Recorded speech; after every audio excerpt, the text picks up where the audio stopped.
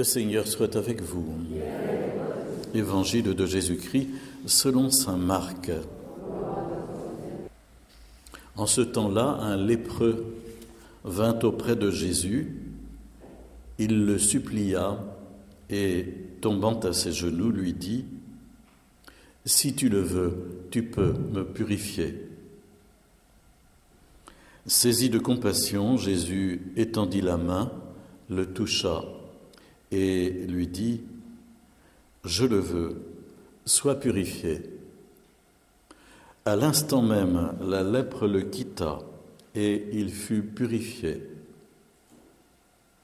Avec fermeté, Jésus le renvoya aussitôt en lui disant : « Attention, ne dis rien à personne, mais va te montrer au prêtre et donne pour ta purification ce que Moïse a prescrit dans la loi. Ce sera pour les gens un témoignage. »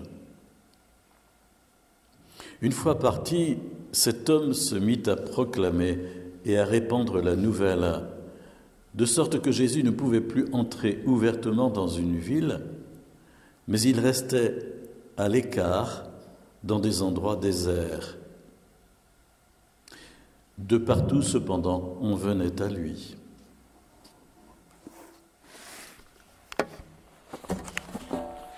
Acclamons la parole de Dieu. Louons à toi, Seigneur Jésus. Nous avons sans doute du mal à nous imaginer à quel point les idéologies, même religieuses, peuvent complètement verrouiller des situations et les rendre délirantes. C'est le cas ici pour ce qu'on nous raconte à propos des lépreux dans l'Ancien Testament. Et Jésus va essayer adroitement de transformer cette situation. Dans l'Ancien Testament, et jusqu'à l'époque de Jésus, être lépreux, c'était lu non pas seulement comme une maladie, évidemment c'en est une, mais c'était lu comme une sorte de malédiction, conséquence de son propre péché. Autrement dit, on avait péché et donc on avait le salaire de son péché à travers la maladie. Et par conséquent, on devenait exclu de la société. C'était déjà la loi du séparatisme bien ancrée. On était exclu de la société, on était exclu de la vie religieuse et il fallait se tenir à l'écart. C'était déjà une distanciation sociale, mais marquée profondément par une idéologie tordue. Et c'est pourquoi on nous donne dans l'Ancien Testament toutes sortes de prescriptions très spécifiques pour la réintégration des lépreux. Il fallait aller au temple de Jérusalem, et au temple il y avait un endroit spécifique placé pour l'examen du lépreux, et ensuite, s'il n'avait vraiment plus aucune atteinte de la maladie, s'il était guéri, pour sa réintégration à l'intérieur de la société religieuse et civile, moyennant d'ailleurs d'autres purifications, etc. Enfin, on a rajouté une couche parce qu'il ne fallait pas lésiner sur les moyens. Et Jésus va faire voler en éclats cette chose-là à travers cette rencontre fortuite avec ce lépreux qui s'approche lui-même de Jésus. Quelque part, il enfreint la nécessaire distanciation qu'il y avait à l'époque. Il s'approche de Jésus et dans un acte de foi, il lui dit « Si tu le veux, tu peux me purifier ». Et Jésus va s'approcher lui aussi et franchir un nouveau degré dans la façon de transgresser en le touchant et en lui disant « Je le veux, sois purifié ». Et ainsi, il le réintègre dans la société religieuse, mais il lui dit, je ne sais pas si c'est dans cet évangile, c'est plutôt dans la guérison des 10 lépreux, il va leur dire « Allez vous montrer aux prêtres ». Et ils vont donc partir à Jérusalem. Mais ici, vraiment, il est guéri à l'instant même. Et voilà, pour moi, j'ai réfléchi à tout cela et je me suis dit, au fond, dans la période que nous vivons aujourd'hui, où on nous impose des conditions sanitaires strictes, une distanciation sociale, des gestes barrières, essayons de les vivre en les respectant, mais en même temps en refusant d'y intégrer des idéologies pernicieuses qui pourraient se glisser dedans. Je pense à la façon dont, quelquefois, en se croisant dans la rue ou ailleurs, au fond, on a un réflexe un réflexe visible, j'entends, de se distancier, de s'écarter, ce qui veut dire quelque part, évidemment, que nous pensons que l'autre est dangereux. L'autre est dangereux pour moi, et donc je fais attention.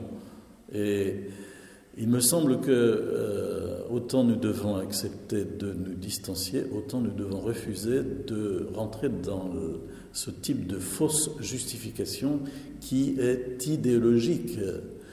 Et autant nous devons aussi attirer l'attention de nos responsables politiques sur la façon dont une idéologie politique peut s'imposer à nous à travers des gestes de ce genre-là, qui sont d'abord des gestes sanitaires et non pas d'une autre nature.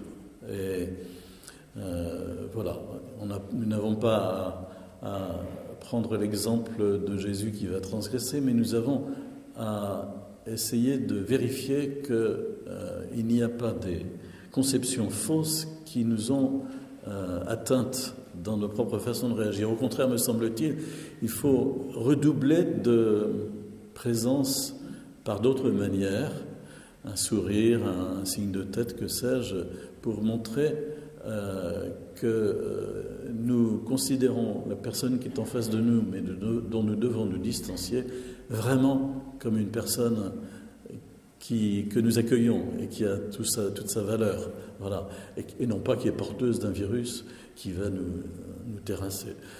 Vous voyez,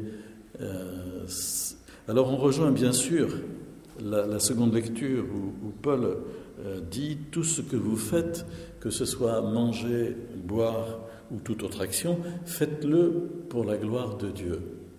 Vérifiez que vous le faites pour la gloire de Dieu. » Dans les choses les plus simples, les plus ordinaires, les plus petites de la vie quotidienne, que ce ne soit pas pour ma gloire, que ce ne soit pas pour ta gloire, mais que ce soit pour la gloire de Dieu. Et ça, c'est pas forcément simple à vérifier et à réfléchir, et ça se travaille à partir, j'allais dire, d'une croissance de la charité divine en nous et d'un amour de Dieu plus grand qui fait que nous comprenons que nos actes, nous les posons pour Dieu.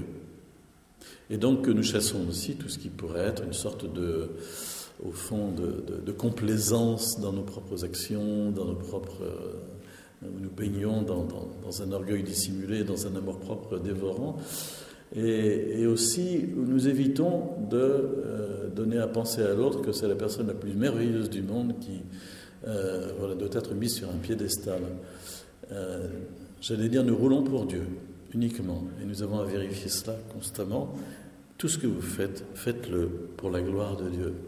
Vous voyez, ça c'est une règle fondamentale au fond que nous donne Saint Paul ici, une règle de vie que nous pouvons nous-mêmes intégrer, j'allais dire, en essayant de travailler à l'intérieur de nous-mêmes, en réfléchissant, tiens, quand j'ai dit ça, pourquoi j'ai dit comme ça, et puis quand j'ai fait ça, pourquoi j'ai fait comme ça, etc.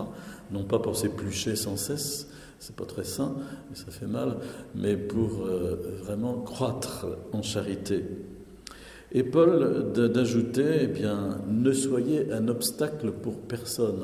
Ah, ne soyez un obstacle pour personne. Par votre façon, peut-être, de vous glorifier de savoir vous-même, que sais-je. Alors peut-être il faisait allusion à un problème récurrent qu'il y avait à l'époque.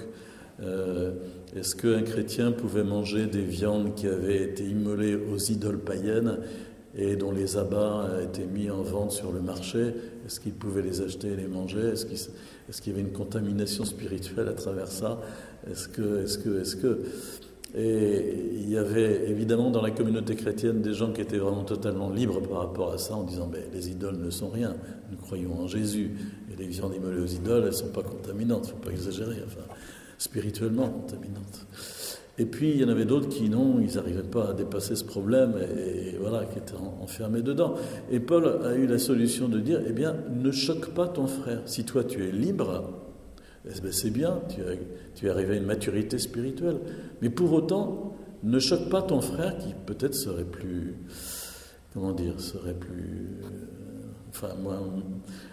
moins de maturité que toi dans la foi, moins de liberté. Ne le choque pas. C'est en ce sens-là peut-être qu'il faut lire cette recommandation: ne soyez un obstacle pour personne, ni pour les Juifs, ni pour les païens, ni pour l'Église de Dieu.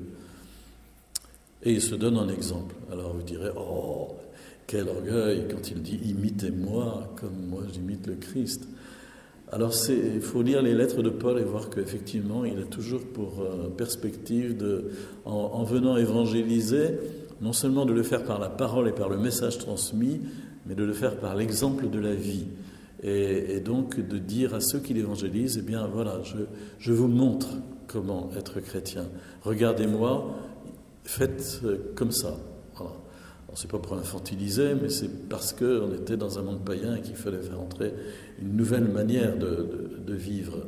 Imitez-moi comme moi aussi j'imite le Christ. Voilà, vous pourrez puiser dans toutes ces réflexions, bien sûr, de quoi alimenter notre propre chemin de conversion et de sanctification.